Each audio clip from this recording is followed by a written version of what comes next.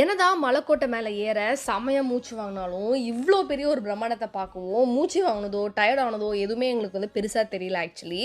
ஒரு வழியாக மேலே ஏறி ஒரு 20 மினிட்ஸ் உட்காந்து திருச்சியோட அழகை பார்த்ததுக்கு அப்புறம் தான் கொஞ்சம் ரிலாக்ஸ் ஆனோம் எல்லாருமே.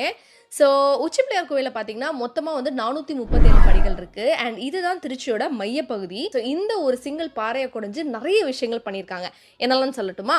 ஸோ இதுக்குள்ளேயே வந்துட்டு ஒரு தாயுமானவர் சன்னதி, 100 கால் மண்டபம், சங்கிலி பாறை, மீனாட்சி சுந்தரேஸ்வரர் சன்னதி, இந்த மாதிரி பல பழமை வாய்ந்த கல்வெட்டுகளும் சுவரோவியங்களும் இருக்கு.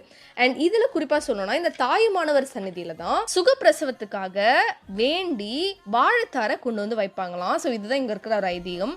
ஸோ எஸ், என்னதான் மேலே ஏறி வர செமட்டடாக இருந்தாலுமே மேலே வந்து சுற்றி திருச்சி, சாரதா, ஸ்ரீரங்கம், சமயபுரம் எல்லாத்தையும் மேலே இருந்து பார்க்குவோம்.